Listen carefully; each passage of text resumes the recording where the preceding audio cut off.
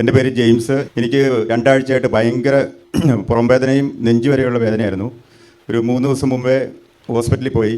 അതിനിട്ട് യാതൊരു സമാധാനം ഉണ്ടായില്ല. ECG മറ്റ് അറ്റാക്കിനുള്ള ടെസ്റ്റ്, ബ്ലഡ് ടെസ്റ്റ്, അങ്ങനെ എല്ലാ ടെസ്റ്റുകളും നടത്തി, മരുന്ന് തന്നു, ഇഞ്ചക്ഷൻ എടുത്തു. പക്ഷേ ഈ വേദന പൂർണ്ണമായിട്ട് പോയില്ല. പിന്നെ പിറ്റത്തെ ദിവസത്തെയുള്ള ശുശ്രൂഷയിൽ അച്ഛൻ്റെ അടുത്ത് ഈ കാര്യം പറഞ്ഞു. അച്ഛൻ പ്രാർത്ഥിക്കാമെന്ന് പറഞ്ഞു.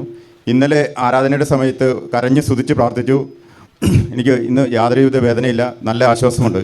വരെ അറ്റാക്കാണെന്ന് വെച്ചാൽ എല്ലാ ടെസ്റ്റുകളും ചെയ്തു. കഴിഞ്ഞ ദിവസം ഇവിടെ വന്ന സമയത്ത് മരുന്ന് മേടിച്ചിരുന്നു. വേദന സഹിക്കാനായിട്ട് 2 ദിവസം ഈ ചുമര ചേർന്നാണ് നിന്നത്, പുറം ചേർന്നാണ് നിന്നത്. അത്രയധികം വേദന ഉണ്ടായിരുന്നു. പിന്നെ നെഞ്ചിനോട് വേദന രാത്രി വന്നപ്പോൾ രാത്രി 2 മണിക്ക് ഡ്രൈവ് ചെയ്ത് വൈഫിനെ കൂട്ടിയിട്ട് ഹോസ്പിറ്റലിൽ പോയി. പക്ഷേ ടെസ്റ്റ് എടുത്തിട്ട് പിന്നെ ടെസ്റ്റെല്ലാം നെഗറ്റീവായിരുന്നു. മരുന്ന് തന്നു, പക്ഷേ വേദന പൂർണ്ണമില്ല. അപ്പോൾ അച്ഛൻ്റെ അടുത്ത് വന്നപ്പോൾ അച്ഛൻ പ്രാർത്ഥിക്കാമെന്ന് പറഞ്ഞു. അത് കഴിഞ്ഞ് ഇന്നലെ സ്തുതിപ്പിൻ്റെ സമയത്ത് തലമുറകൾക്ക് വേണ്ടിയും ഇവിടെ സന്നിധിരായിരുന്ന സമൂഹത്തിന് കൃപ കൊണ്ട് നിറയാൻ വേണ്ടി പ്രാർത്ഥിച്ചു. ആത്മീയമായിട്ട് ചില തീരുമാനങ്ങൾ എടുത്തു. അത് കഴിഞ്ഞിട്ടാണ് ഈ വേദന പൂർണ്ണമായി മാറിക്കിട്ടിയത്.